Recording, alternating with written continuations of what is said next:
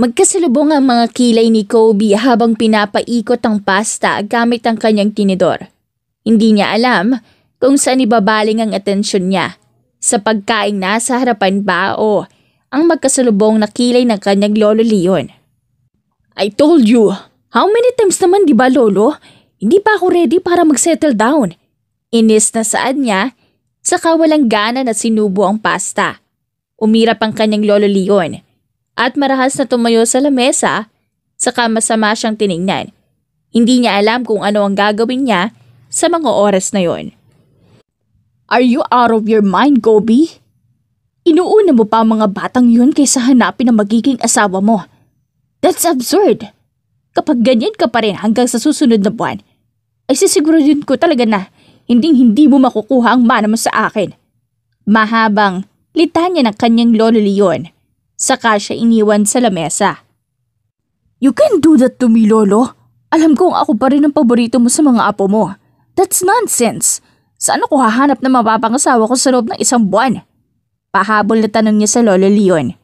Umiling lang ang matanda. Saka sinugot ang kanyang tanong. And that's your problem. Good luck finding one. A real one. Saad nito sa kanya, saka siya iniwang nakangayang sa ere. Halos mawalan siya ng ulirat habang papasok sa kanyang kwarto at halos mabaliw kakaisip ng mga paraan kung paano magkakaroon ng asawa na pasok sa standards ng kanyang lolo. Si Leon Gallego ay kilala bilang may-ari ng mga hotel at restaurant dito sa Pilipinas at ibang bansa. Tanyag at tinitingala pagdating sa larangan ng negosyo. Kaya alam niyang mataas ang standards ni Lolo Leon pagdating sa babaeng dapat niyang pakasalan. Napahiga siya sa kanyang kama habang nakatingin sa kisame nang biglang nagring ang kanyang cellphone. Hello? Bungad niya sa kabilang linya at nang marinig ang boses sa kabilang linya ay halos itapon niya ang kanyang cellphone dahil sa matinis na boses na bumungad sa kanya. Buhay ka pa palang syokoy ka. Kanina pa ako rito na naghihintay sa iyo sa labas ng mansyon. Inis na saad ni Midnight sa kabilang linya. What do you want, Midnight Gallego? Wala akong ganang lumabas at mag-hangout ngayon. Malumanay na saad niya. Saka akmang papatayin ang tawag nang marinig ang sinabi ng kanyang pinsan. Di kita kailangan. Baka nakalimutan mo. Lunes ngayon. At magpipiding program pa tayo. Nakahanda na ang lahat at ikaw na lang ang hinihintay. Do your own things, Kobe. Hihintayin kita sa labas. Seryosong saad ni Midnight sa kanya at ito na ang pumutol ng tawag. Halos mahulog na siya sa kama sa pagkataranta ng maalala na ngayong araw pa lang feeding program nila ng kanyang pinsan.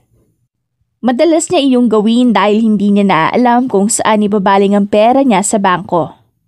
Kahit marami na akong pera, kailangan ko pa rin ng mana ni Lolo.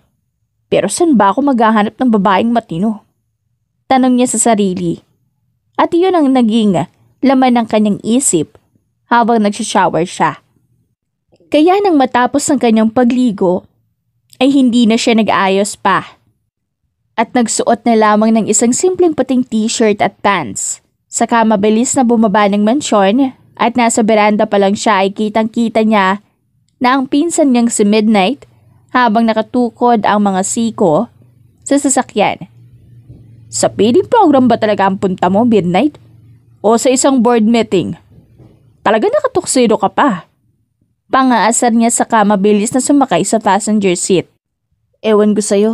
Just find a wife within a month kasi kung hindi, tanggal ka talaga sa pamamanahan ni Lolo Leon. Saad nito na siyang dahilan para tumahimik siya. Ang isiping iyon ang siyang bumalot sa isipan niya habang nasa biyahe. Janine, sigurado ka na ba talaga sa desisyon mo na mag-a-abroad ka na lang? Malumanay na tanong ng kanyang ina habang nakahiga ito sa maliit nilang kama. Napatigil siya sa pagtitimpla ng gatas at itinabi ang kutsara sa gilid ng lamesa. Alam niyang masakit na maiiwan niya ang kanyang ina. Pero alam niyang kailangan niya iyon para sa operasyon nito. Pero hindi mo naman kailangan gawin iyon, anak. Alam mo naman na kahit maoperahan pa ako ay hindi pa rin sure na mabubuhay ako ng matagal, di ba? Malungkot na saad ng kanyang ina na siyang dahilan para kumuyom ang kamao niya. Nagpapahangin lang po ako sa labas, Nay. Saad niya saka mabilis na umalis sa kanilang bahay. Ate Janine, sumama ka sa amin dahil may palibreng sopas doon si Kuyang Pogi. Masayang sigaw ng batang kapitbahay nila. Saka itinuro ang gymnasium kung saan maraming tao ang nagkukumpulan. Bakit? Anong meron? Tanong niya pero hinatak lang siya ng batang babae sa pila kaya wala siyang nagawa kung hindi sumunod sa pila na iyon. Halos mawalan siya ng ulirat nang maamoy ang isang papangong pamilyar sa kanya. Kagad siyang lumingon sa paligid pero wala namang kakaiba kaya tumigil na lang siya. Ate Janine, ang sarap ng sopas ni Kuya Kobe. Palagi siyang pumupunta rito kasama si Kuya Midnight. Masayang saad ni Vatina, ang batang babae na madalas siyang kasama kapag pupunta siya sa simbahan. Naku, Bettina, wala akong pakialam kung anong pangalan nila. Gusto ko lang kumain ngayon at para madalhan ko rin si inay. Saad niya at napapikit ng maamoy ang sopas na nanunuot sa kanyang ilong. Nang malapit na siya sa harapan at akmang kukuha na sana ng isang styrofoam na may sopas, ay kaagad siyang hinatak paalis sa linya ng isang estranghero. Kaya napaatras siya at inis na inalis ang kamay ng lalaki sa kanyang braso, saka napatingin sa lalaking humatak sa kanya. Kung gusto mong kumain ng sopas, pwede ka naman pumila ng maayos kahit hindi mo na kailangan pang manghatak ng iba. Inis na saad niya at akmang pipila na ulit nang makita ang mga batang nakatingin sa kanya at nasundan niyo ng malakas na tawa. Anong tinatawan niyo sa akin? Nakakainis ang lalaking to. Akala niyo kung sino siya. Hindi ba niya kayang maghintay ng time niya? Inis na saad niya, saka napamaywang na tumingin sa lalaking nakaputing t-shirt. Ate Janine, ayan po si Kuya Kobe, ang nagbibigay po ng sopas dito palagi. Hindi niyo po ba siya kilala? Tanong ng batang babae na kapitbahay nila. Halos manlumo siya sa kanyang narinig at halos ipakain na lang ang sarili sa lupa sa sobrang kahihiyan. Halos takpan na niya ang kanyang mukha nang makitang tumatawa ang lalaki sa kanya. Ikaw si Kobe na sinasabi nila? Mahinang saad niya, saka mabilis na tumakbo papunta sa lalaking nagbibigay ng sopas. Hindi ba ikaw si Kobe? Mas gwapo ka kasi sa kanya. Saka, tingnan mo nga para siyang Shokoy na kakaahon lang galing sa dagat. Saad niya saka napakapit sa laylayan ng damit ni Midnight. Malakas na tumawa si Midnight at mabilis naman itong nakatanggap ng isang malakas na batok mula kay Kobe. Kahit saan ka talaga magpunta, Kobe, isang Shokoy pa rin talaga ang tingin sa'yo ng lahat. Anyway, miss, I am not Kobe. I am Midnight Gallego. It's my pleasure to meet you. Saad nito sa kakinuha ang kanyang kamay at marahang hinalikan niyon. Dahan-dahan niyang binawi ang kamay dahil sa kahihiyan. Sa sobrang kaba niya, mabilis niyang kinuha ang isang styrofoam ng sopas. At mabilis iyong nilunok kahit na sobrang init pa. What the heck? What are you thinking, miss? Pagalit na sigaw sa kanya ni Kobe at hinatak siya nito palayo sa lamesa.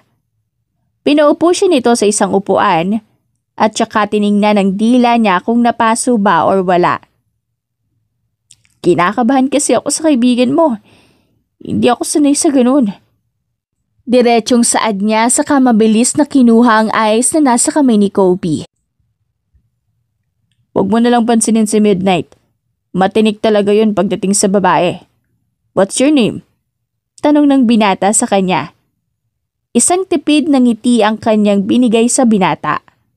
Janine Gallardo.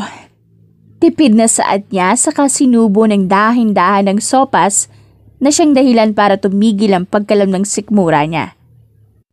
I'm sorry. Hindi ko alam na ikaw pala yung sponsor ng feeding program na to. Ngayon pa lang ako nakapunta kahit na malapit lang ang bahay namin dito.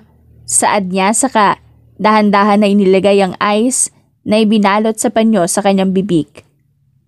That's explain why you are new here. Nagtataka ko kasi bakit parang yun lang kita nakita at hindi ka naman mukhang dugyutin. Hindi ka ba naliligaw? Natatawang saad ni Kobe sa kanya saka tinabihan siya sa upuan. Alam kong hindi halata sa akin na mahirap ako dahil sa kutis ko. I work every night sa isang convenience store kaya hindi babad sa init talaga. And yun lang ang source of income namin lalo na at may sakit ang mother ko. Mahabang litanya niya sa kadahan-dahan na inubos ang laman ng styrofoam. Napatingin siya sa lalaking nasa harapan niya na ngayon ay matalim na nakatingin sa kanya. Hindi siya sanay sa paraan ng pagtitig nito kaya umiwas siya ng tingin sa binata at mabilis na tumuyo sa upuan. Saan ka ba nakatira? I can walk with you, pwede. Tsaka, pwede ka rin mag-take out ng sopas for you and for your mom.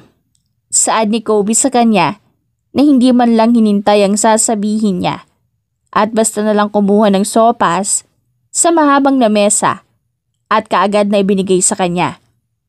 Salamat pala sa binigay mong sopas. Saad niya saka mabilis siyang lumabas ng gymnasium na hindi man lang tinapunan ng tingin ng lalaki. Wait! Pahabol na sigaw ni Kobe kaya mabilis siyang naglakad. It's okay. Maraming salamat sa sopas pero hindi mo na kailangan pang samahan ako pabalik ng bahay. Nahihiyang saad niya. Pero hindi na iyon pinansin ni Kobe. Isang tipid ng ngiti ang sumilay sa labi ng dalaga habang madiin na nakakapit ang kamay sa styrofoam na may laman na sopas. Hindi niya alam kung bakit ganoon ang nararamdaman niya sa mga oras na iyon. Basta isa lang ang sigurado niya. Payapa at pakiramdam niya ay ligtas siya sa presensya ng lalaking estranghero. Are you out of your mind, Kobe? Ang babaeng yun talaga ang gusto mong maging asawa. Ang dami nagkakagusto sa'yo. Mga artista, mga modelo. Tapos, gusto mong pakasalan yung babaeng kahit sopas man lang ang hindi afford? Natatawang saad ni Midnight sa kanya. Habang nakaupo sila ngayon sa duyan na gawa sa ratan. Napatingin lang siya sa kawalan. Dahil alam niyang si Janine ang papasa sa standards ng kanyang lolo Leon. At ano naman ang pakialam ni Midnight kung mahirap lang ang babae. Noong hinatid ko siya kahapon sa bahay nila, I saw her mom laying on a bed na may pira-pirasong kumot. I want to help her kung sakaling papayag siya sa gusto ko. Seryosong saad niya. Saka nilunok ang isang bote ng wine na hawak-hawak niya. Anong gusto mo? Seriously? Hindi kita maintindihan. Kobe Gallego, kung bakit kailangan mong magpakahirap para lang sa mana? Kung tutusin nga, bariya mo lang sa bangko ang mamanahin mo. Walang ganang saad ni Midnight sa kanya. Isang kontrata kung saan kailangan niya akong pakasalan para makuha ko ang mamanahin ko at ako lang bahala para sa operasyon ng ina niya. Sounds pathetic but I will do it. Saad niya. Saka tinawagan ng isang judge na kilala niya. Hoy Shokoy, seryoso ka ba talaga? Baka lasing ka lang ah. Anak ng tipaklong oh. Saad na Midnight saka inagaw ang cellphone niya para hindi matawagan ng judge. Pero kaagad niyang tinulak ang pinsan niya kaya nahulog ito sa duyan. Kobe Gallego! Saad dito sa kanya pero hindi niya na iyon pinansin dahil sumagot na ang judge sa kabilang linya. Yes, I want it tomorrow po. I will pay you. Double or triple, just cancel your appointment. Ako nang bahala sa'yo. Basta ang kailangan ko. May ikasal kami bukas. Saad niya saka pinatay ang tawag. Sinuot niya ang sunglasses niya saka mabilis na pumunta sa Jeep Wrangler at balak na puntahan ng dalaga. Hindi na niya pinansin ang pinsan niyang parang baliw na sinisigaw ang pangalan niya. Wait for me baby, tutuparin natin ang pangarap mo. Mahinang bulong ng binata bago pinaandar ang makina ng sasakyan. Nang makarating na siya sa bahay ng dalaga, kaagad niya itong naabutan na nagsasampay sa kanilang bakuran. Pinagmasdan niya ng mabuti ang babae lalo na at napukaw ang kanyang atensyon sa kulay tsokolate nitong mga mata. Bumagay din sa maliit na mukha ng babae ang ngilong nitong matangos. Halatang halata sa kanya ang natural na pagiging maganda. "Why? Is there something wrong on my eyes?" Tanong sa kanya ni Janine na makita siyang nakatulala sa hangin. "I want you to marry me." Napakislot siya dahil kahit siya mismo ay nagulat sa binitawang salita. Sa mga oras na yon ay gusto niyang ipokpok ang kanyang ulo sa pader dahil sa katangahan. "Kung nagpunta ka lang rito para inisin ako pues, mas mabuting umuwi ka na lang. Hindi effective yung gayumang iniligay mo sa sopas para lang pumayag ako na pakasalad ka." Inis na wika ni Janine sa kanya saka itinaboy siya na para bang langaw. "No one declines my offer. Kaya sige na, pumayag ka nang magpakasal sa akin." Seryosong saad niya sa dalaga. Nagbabaka sakaling makumbinsi niya ito na pumayag sa kanyang gusto. Desidido at desperado na talaga siyang makuha ang gusto niya lalo na at nakasalalay ang kinabukasan niya para sa kasalang ito. Hindi niya alam na sa 4 na apo ng lolo Leon niya ay sa kanya pa talaga nang hingi ang matanda ng asawa at alam niyang nais nito ng mga apo. "Saan ka pa ba hahanap ng lalaking stranghero na yayayain ka magpakasal?" Natatawang saad niya sa dalaga saka kinuha ang hanger sa kamay nito. "Ibalik mo ang hanger ko, naku. Porket binigyan mo lang ako ng sopa, sa tingin mo ba makukuha mo na ako? Kahit anong gawin mo, hindi mo ako makukumbinsi na pakasalan ka." Diretso at seryosong saad naman ni Janine sa kanya. Akmang tatalikod na ang dalaga sa kanya kaya napabuntong hininga siya at kalmadong inilagay ang kamay sa bulsa ng pantalon niya. "Ako ang bahala sa operasyon ng ina mo. Sagot ko ang babayaran. Just marry me. Kailangan mo lang magpanggap na maging asawa ko. At kapalit nun, tutulungan kita sa problema mo." Saad niya sa dalaga. Saka iniwan ang calling card niya sa isang upuan na gawa sa kawayan.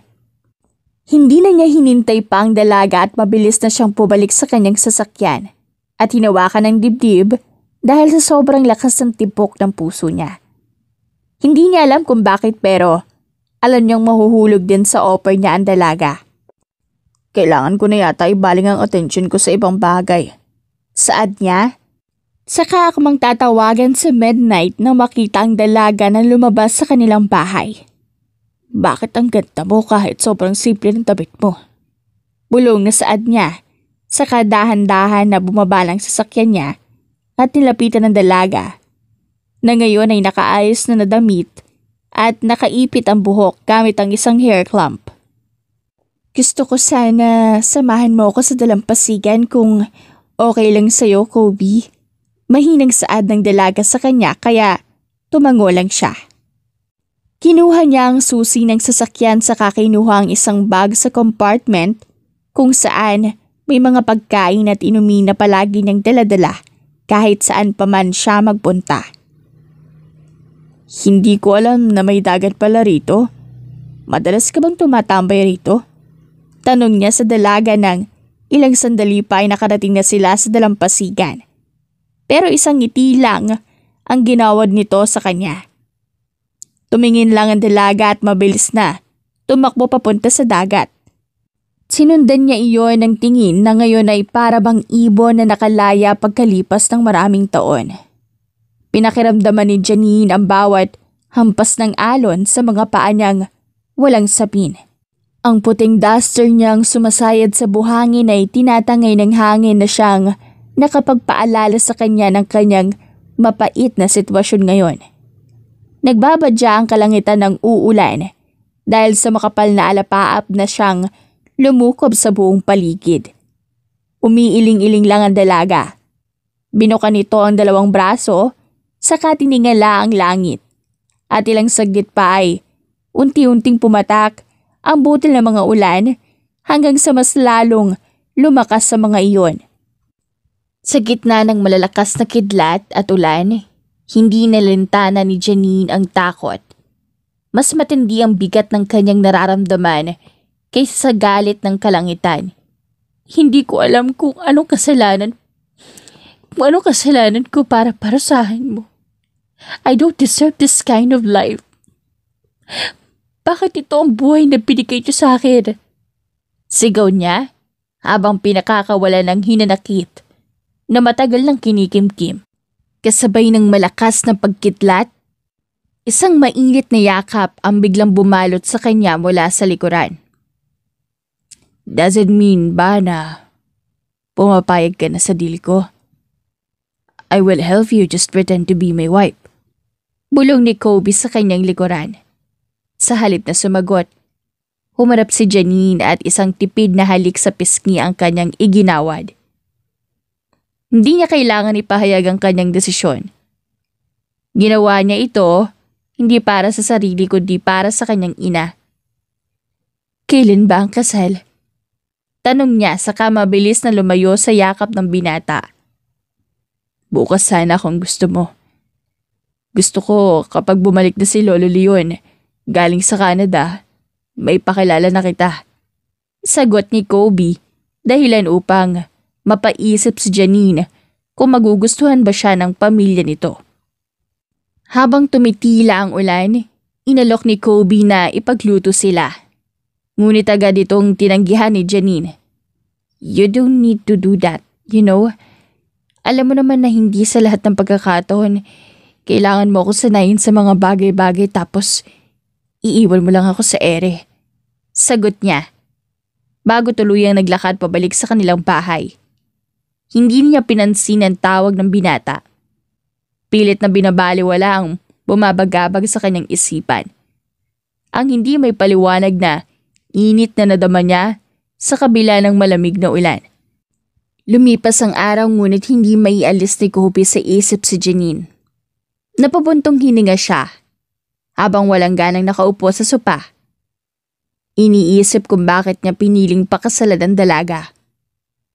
Ano ba kasing pumasok sa utak ko at yung babaeng yun ang gusto kong pakasalan? Bulong niya sa sarili. Bago kaagad na tinawagan ang kanyang abogada. This is Kobe Gallego speaking. Can I talk to Attorney Marga Samniego? Tanong niya at agad naman siyang sinagot ng abogada. Nais niyang ipaalam dito ang plano niya. Isang peking kasal upang makuha ang mana mula sa kanyang Lolo Leon. Sa isang restaurant, tahimik na naghihintay si Attorney Marga habang abala sa mga papeles. Nang dumating si Kobe, agad siyang umupo at hindi nag-aksaya ng oras. Anong gagawin ko? Gusto ni Lolo Leon na magkaroon ako ng isang asawa at kung hindi ay mawawalan ako ng mamanahin. Unfair, right? Pero wala akong magagawa. Kailangan kong magpakasal. At kailangan ko ng perang yun kaya kailangan ko ng tulong mo para mapeke ang kasal namin ni Janine. Saad niya bago sumimsim ng red wine. Tumaas ang kilay ni Attorney Marga. Halatang hindi sang-ayon sa balak ng binata. Hindi mo ako madadaan sa pagiging ganyan mo, Kobe. Parang gusto mo pa akong tanggalan ng lisensya sa gusto mo ah. Sagot nito ngunit ngumiti lang si Kobe at nagalok ng isang buwan na bakasyon sa Santorini. Sa huli, bagaman abala, tinanggap ng abogada ang hamon at siniguradong gagawin ng lahat para may sakatuparan ng plano. Matapos ang usapan habang isinusuot ni Kobe ang kanyang helmet, isang batang paslit ang kumalabit sa kanya at nagalok ng sampagita. Wala siyang barya, kaya binigyan niya ito ng 1,000. Give the change. Young man, umuwi ka na sa inyo. Bibilhin ko na yan lahat. Saad niya. Tuwang-tuwa ang bata at nagpasalamat. Thank you po talaga. May pambili na po ako ng pagkain at ng gamot po ni tatay dahil may sakit siya. Maraming salamat po talaga dito. Habang pinagmamasdan ng paslit na puno ng kasiyahan. Lihim na ngumiti si Kobe. Sa kabila ng kanyang pansariling motibo, Ang simpleng kabutihang ito ay nagdulot sa kanya ng kakaibang saya bago tuluyang nilisan ang lugar. Pagdating ni Janine sa mansyon ng mga Gallego, hindi niya inaasahan ang mainit na pagtanggap ng buong angkan. Inakala niya sina Midnight at Kobe lamang ang sasalubong sa kanya. Kaya laking pagtataka niya nang makita ang magagandang tao sa harapan niya. "You must be Janine Gallardo, right? I heard a lot about you from my son, Midnight." Saad ng isang babaeng mukhang bata pa kahit nasa 40s na. Nang makita siya ni Midnight sa kumpulan ng mga tao, agad siyang lumapit dito. "Janine, buti naman at tinanggap mo ang offer ng baliw kong pinsan. You know, this is not just a family reunion for us. It's your wedding day." Saad na Midnight na ikinagulat niya. Hindi siya makapaniwala. Nakasal na pala siya nang hindi man lang siya na-inform. Sa paghahanap niya kay Kobe, nadapa siya ngunit may sumalo sa kanya. "Katapos sana, tanga lang."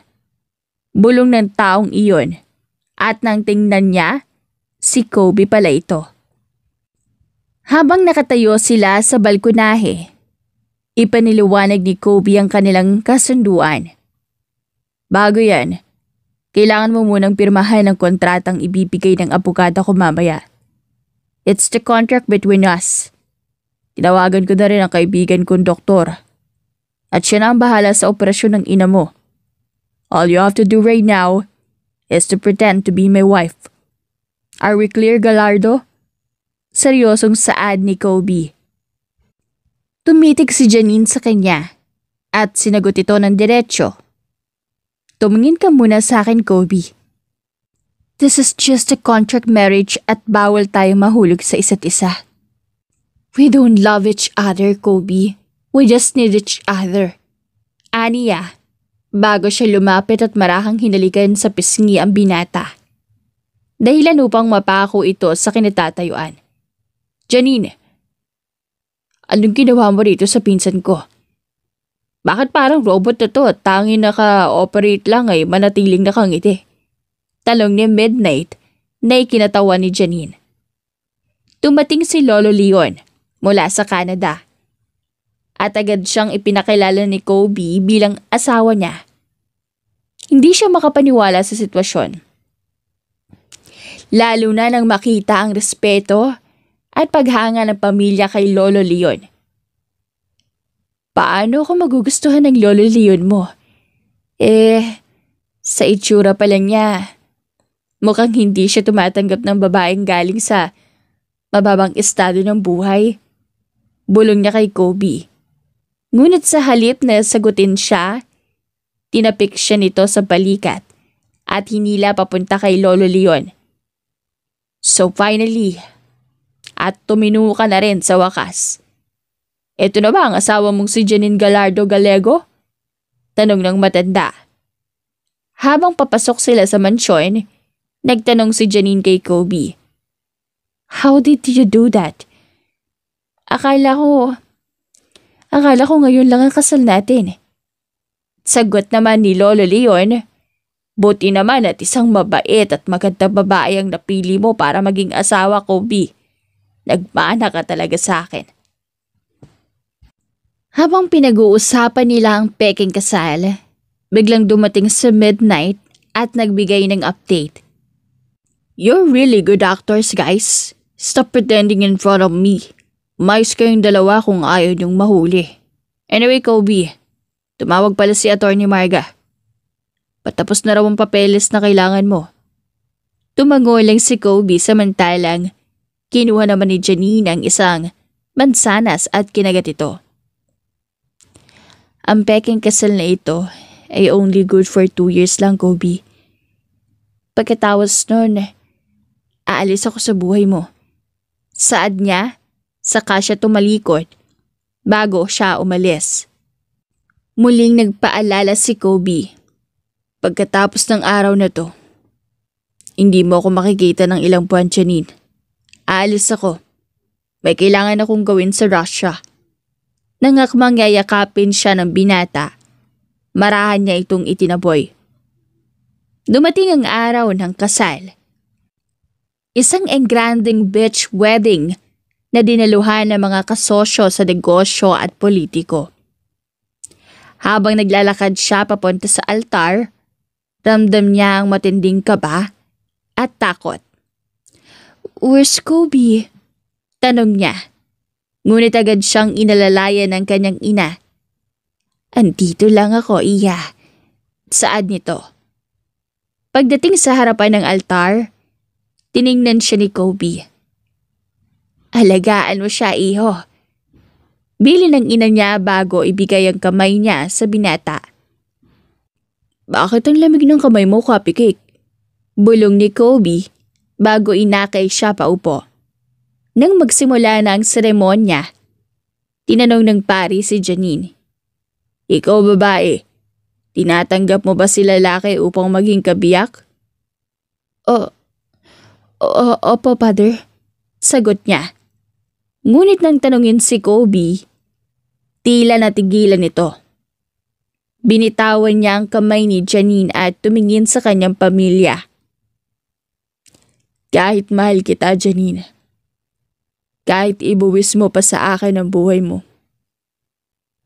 Hindi kita pwedeng pakasalan dahil mali itong nararamdaman ko. I'm sorry. Hindi pa ako handa."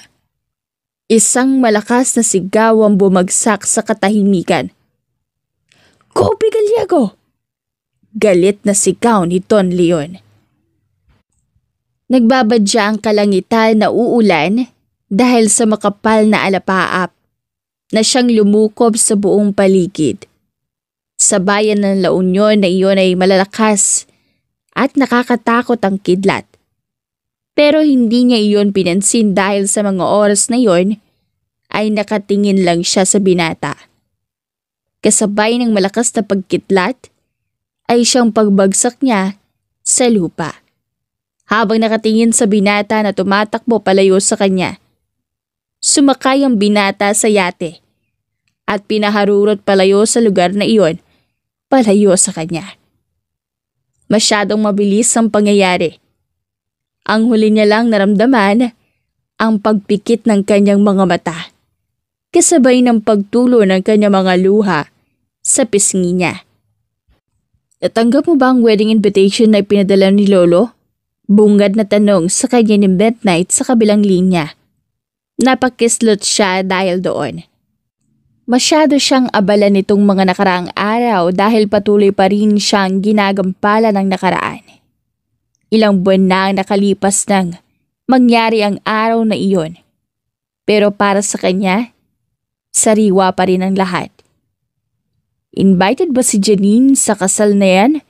Kasi kung oo, hindi ako dadalo. Supladong saad niya habang nilalagyan ng creamer ang kape niya. Malamang siya ang bride. Pilosopong wika ni Midnight sa kabilang linya. Naitapon niya ang kanyang kape nang marinig iyon. Nagmamadali niyang kinuha ang wedding invitation na nasa ibabaw ng aparador. Nang makita ang pangalan ni Janine, ay mabilis niya iyon nilukot. Saan ang venue? Hindi siya pwedeng makasal sa iba. At saka, kasal siya sa akin. So paanong ikakasal siya sa iba? Sigaw niya sa kabilang linya at halos natataranta na siya. Tapos na ang kontrata niyo, di ba? At saka, nalaman na rin ni Lolo Leon na pineke mo lang ang lahat. Kaya kinuha niya si Janine at dito niya pinatira. At ngayon, ikakasal na siya sa iba. Mahinang saad ni Midnight sa kabilang linya. Hindi na siya nagsalita pa at mabilis na pinatay ang tawag. Kinuha niya ang mga gamit, damit at ilang mahalagang papeles niya saka inilagay sa maleta. Nang masigurado na, ready na ang lahat ay mabilis niyang nilisan ang lugar na iyon. Kung hindi pa ako handa noon, ngayon, papatunayan ko sa'yo na ako lang ang karapat-dapat mong maging asawa.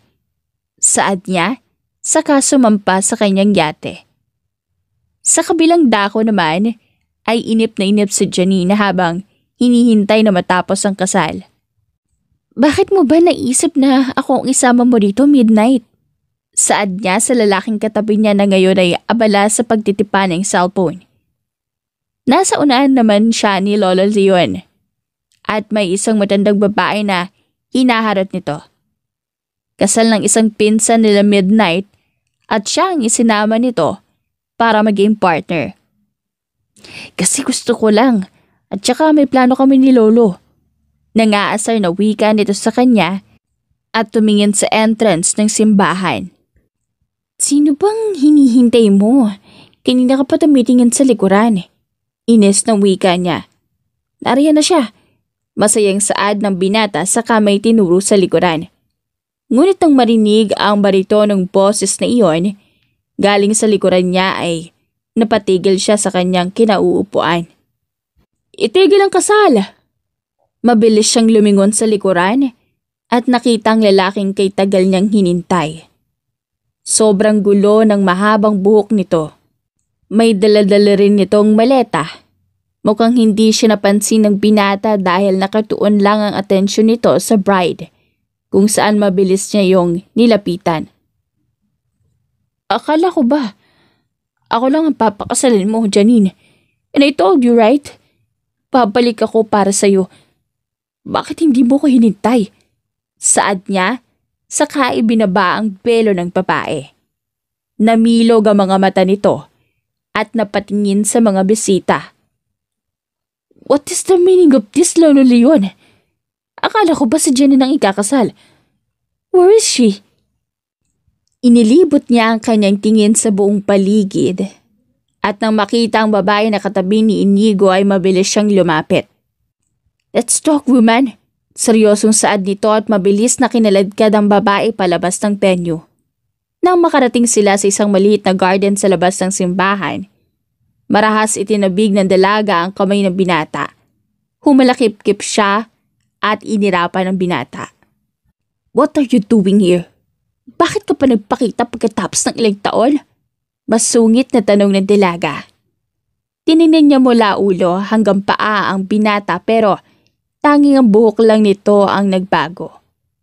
Hindi niya mawari kung bakit may saya siyang naramdaman dahil bumalik ang binata. Bumalik sa kanya.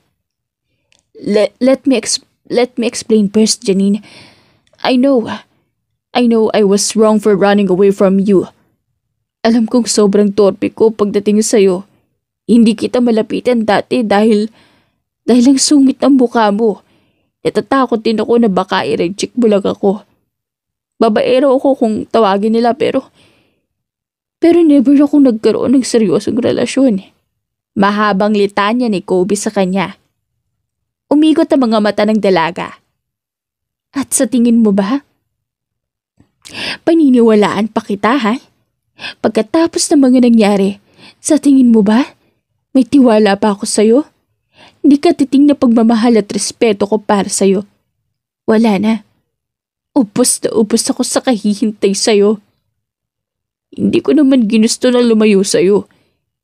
Kinailangan kong gawin yun para tuluyan kong maangkin ang mana ko. Saad ni Kobe sa kanya. Habang iniintay ko ang pagbabalik mo, namatay si ina. Wala akong karamay. Wala akong kakampi sa mga oras na yun. At hindi mo naman talaga gustong ipakasal sa akin, right?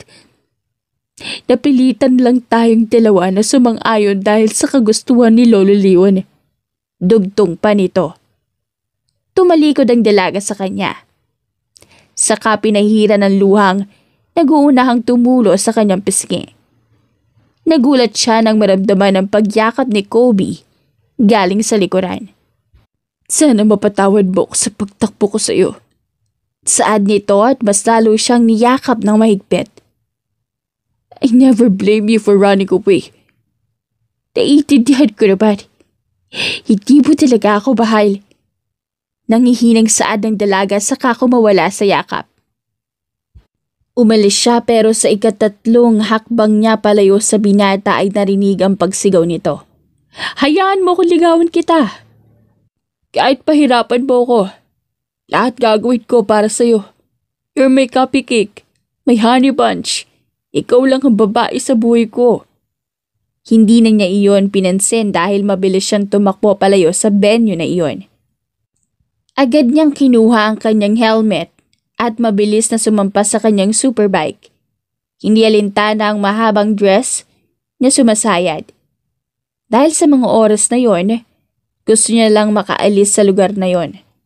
Gusto niya lang makalayo sa binata. Pagkarating ni Janine's apartment ni Attorney Marga, agad siyang kumatok. Pilit na pinipigilan ng mabilis na pagtipok ng kanyang puso. Ilang saglit lang, bumukas ang pinto at bumungad sa kanya ang abogada na nakatapis lang ng tuwalya. Halatang kararating lang mula sa pagligo. Simula nang umalis si Kobe sa buhay niya, si Attorney Marga ang naging sandalan niya. Ang tanging kaibigan na hindi siya iniwan. Lalo na noong panahong halos gumuho ang mundo niya. Sa pagkakataong ito, hindi niya alam kung paano muling puuin ng sarili. "What are you doing here? I thought nasa kasal ka." Tanong ng abogada habang nakakunot noo. Hindi siya sumagot. Sa halip ay niyakap niya ito ng mahigpit. Waring hinahanap ang init ng isang taong makakaintindi sa kanya. Ramdam niya ang malamig na dampi ng tubig sa balat ng kaibigan. Pero hindi niya lintana iyon. Mas matindi ang lamig na bumalot sa puso niya nang makita niya muli si Kobe. "Hey, look at me." Marahang hinawakan ni Attorney Marga ang kanyang baba at pinatingala siya. "The last time na ganito ka, nung iniwan ka ni Kobe. Ano bang nangyayari? Hindi kita maintindihan. Sabihin mo sa akin para naman maintindihan kita." "He's back," sagot niya ng walang emosyon. Sa isang iglap, lumaki ang mga mata ng abogada sa gulat. Agad nitong kinuha ang isang bote ng red wine at nagsalin sa 2 baso. Iniabot nito ang isa sa kanya, pero sa halip na dahan-dahang inumin, hinablot niya ang bote at tinungga ito ng diretsyo. Para bang gusto niyang malunod sa alak upang makalimutan ang sakit na muling bumabalot sa kanya. Ano ba tingin niya sa akin? Kuting? Pusa? Na kapag iniwan niya, pwede niya lang balikan kung kailan niya gusto? Nakakatuwa, di ba? Natatawang tanong niya sa hangin. Ngunit ramdam niya ang sakit sa bawat salitang lumalabas sa kanyang bibig. Hindi niya maintindihan. Hindi niya maintindihan kung bakit may bahagi sa kanya na gusto pa ring bigyan ng pagkakataon si Kobe. Kahit alam niyang nasaktan siya nito noon. Tama na yan, Janine. Inago ni Attorney Marga ang bote mula sa kanya. Kailan ka ba titigil sa pagiging lasinggera mo? At saka, let me remind you, hindi mo naman mahal dati si Kobe, diba? Inis na inis ka nga sa kanya noon, diba? Kinamit mo lang siya para sa operasyon ng nanay mo. Natatandaan mo ba yun? Bakit ka ba nagkakaganito? Nang dahil lang sa lalaking yun? Napakagatlabi si Janine. Totoong sinabi ng kaibigan niya. Pero bakit parang hindi na ganoon ang nararamdaman niya ngayon? Bakit sa kabila ng lahat, may parte sa kanya na gustong marinig ang paliwanag ni Kobe? May bahagi sa puso niyang umaasang may dahilan ang pagbabalik nito. Ngunit hindi niya alam kung handa pa siyang makinig. Kung gusto mo talaga bumalik si Kobe sa buhay mo, pahirapan mo muna. Hayaan mo siyang gapangin ang lahat para mapatawad mo siya. Seryosong sabi ng abogada habang nakatitig sa kanya. Napatingin siya kay Attorney Marga. What do you mean by pahirapan at saka anong kapangin? Ang tindi mo talaga magsalita, Samniego. Tumawa ang abogada at umiling. Ano sa tingin mo? Kapag niligawan ka niya, rurupok ka naman agad. Walang ganun sa pamilya natin, Gallardo. Kung gusto ka niyang balikan, dapat niyang patunayan na hindi na niya uulitin ang ginawa niya noon. Naiwan siyang tulala habang naglalakad palayo si Atty. Marga. Napatingin siya sa bote ng alak at nang makitang halos ubos na ito, tinungga niya ang natitirang laman. Muling binalot ng lungkot ang kanyang puso. Sa dami ng tanong sa kanyang isipan, isang bagay lang ang nais niyang maintindihan. Bakit ka pa kasi bumalik, Gallego? Muli niyang binalikan sa isip ang lahat ng nangyari sa kanila ni Kobe. Ang sakit ng pag-iwan nito, ang mga gabing iniyakan niya ito, at kung paano niya pilit itinayo ang sarili mula sa pagkawasak. Sa bawat patak ng alak sa kanyang lalamunan, parang isa-isang bumabalik ang alaala ng sakit. Pero kasabay nito, bumabalik din ang masasayang sandali. Ang mga ngiti, halik, at yakap na minsan niyang tinuring na tahanan. Pinilit niyang iwaksi ang mga alaalang iyon. Hindi na siya ang dating Janine na madaling mahulog sa matatamis na salita. Alam niya na hindi sapat ang simpleng pagbabalik lang ni Kobe. Kailangan nitong patunayan na hindi na ito ang lalaking iniwan siya noon. At higit sa lahat, kailangan niyang siguraduhin sa sarili niya kung may natitira pa siyang pagmamahal para dito o dala lang ito ng nakaraan na hindi pa tuluyang nabibitawan. Tumayo siya mula sa kanyang kinauupuan at tinungo ang bintana.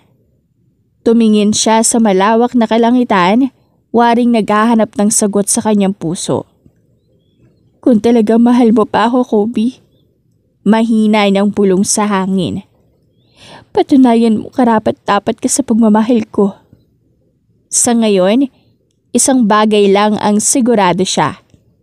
Hindi niya hahayaang muli siyang masaktan ng hindi lumalaban. Kung gusto niyang bumalik si Kobe sa buhay niya, dapat nitong harapin ang lahat ng sakit na iniwan nito. Dapat nitong maramdaman ang hirap ng pagkawala, gaya ng hirap na pinagdaanan niya noong nawala ito. Bumalik si Kobe sa hacienda ni Lolo Leon at tinanong siya ng matanda kung bakit siya bumalik.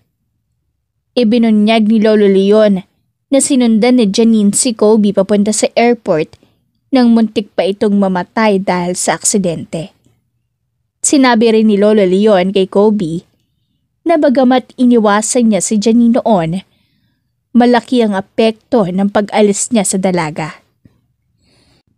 Binigyan siya ng matanda ng isang black card at pinayuhan na gamitin ito sa panliligaw kay Janine habang ang pinsan niyang sa Midnight ay naghikayat na makipag-ayos sa dalaga. Pumunta si Kobe at Midnight sa apartment ni Atty. Marga kung saan tumambad sa kanila si Janine na galit at hindi pa kayang patawarin si Kobe. Pinakita ni Kobe ang mga gamit na ipinadala niya. Kabilang ang mga appliances at isang house and lot na nagbigay daan sa isang tensyonadong eksena. Akala mo ba? Napapatawad na kita dahil sa ginawa mo? Pwes, nagkakamali ka. Dahil hindi talaga kita mapapatawad. Saad ni Janina tinulak palabas si Kobe. Sinabi ni Kobe na, "Stop it, Gallego. I just want to show you na seryoso ako sa'yo. Na hindi lang joke itong pagbabahal ko sa'yo. I can let you go." Ngunit hindi iyon pinansin ni Janine at mabilis siyang umalis. Habang ang ulan ay nagsisimula na, nagmadali si Janine na makarating sa lumang ancestral house malapit sa ilog. Hindi alintana ang ulan upang makalayo muna kay Kobe. Sa lumang ancestral house na katabi ng ilog lamang po, Manong. Saad niya, saka inabot ang kanyang pamasahe. Ang mga pagsubok na dinanas si Janine ay patuloy niyang tinitimbang sa kabila ng lahat ng ginawang pagsisikap ni Kobe na bumalik sa kanyang buhay. Si Janine ay nagpunta sa ancestral house upang mag-isa at magmuni-muni.